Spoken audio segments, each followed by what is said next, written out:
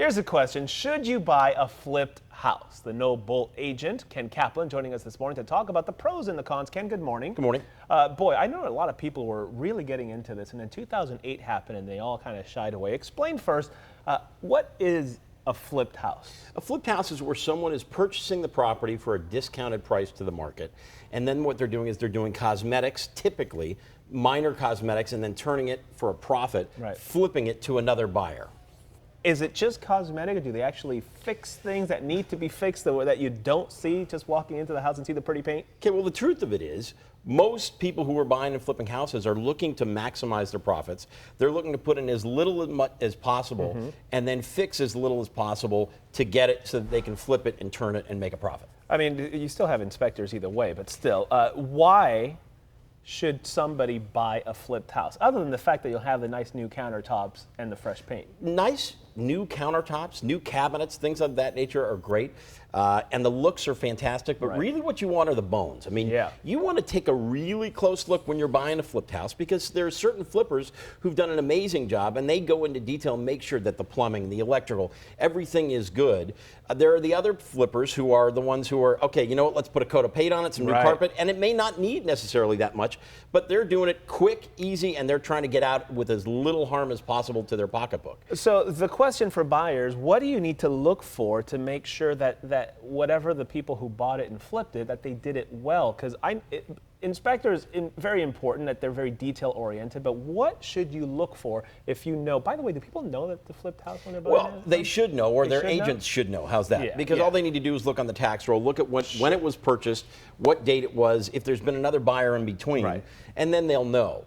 One thing that you need as a buyer, you want to know, that when you're purchasing a flipped home, that flipped home, because it's a seller, as long as it's not the bank or someone who's TDS or transfer disclosure statement exempt, they need to tell you everything and anything about what they've done to that house.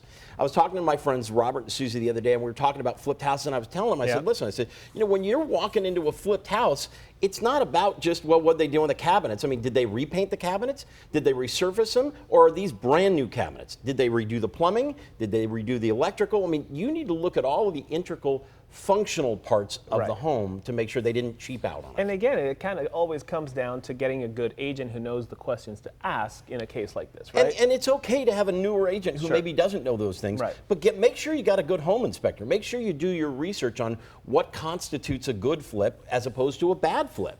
And you know, you're going to see people, and they may put in granite, but then you're looking at it, wait a second, did they put in slab granite or did they put in granite tile? Because granite tile is a lot cheaper than it is to buy slab granite. What should we be asking of the seller?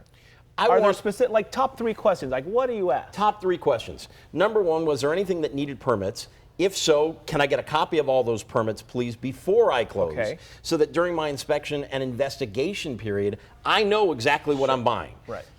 You also want to make sure that anything that they've done to that property, even if they didn't need permits, I want a list of everything that they've done to that property, line item, and if they can provide receipts, I want receipts for both the work from the contractors, if it needed a contractor, or for the materials that they use. That way I know if there was any kind of defect in that stuff, we've got that to fall back on. Are the same amount of people flipping houses now as they were pre-2008? It seems like not as, it seemed like... It's a different crowd. I mean, because what you had before were foreclosures that people were flipping, and bank-owned foreclosures. They'd buy them cheap at the steps, they'd turn them, they'd buy them, they'd turn around and they'd flip them and make money. Now what you're looking at is, because there's less foreclosures, I mean, it's just a smidgen of what there was before.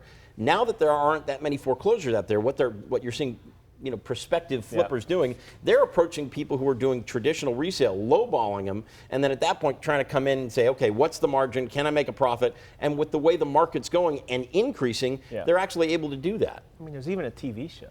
There is. So they flip houses. I know. I should be flipping houses. Always good stuff. Thank you, sir. Appreciate your time as always. My pleasure. By the way, get in touch with this guy.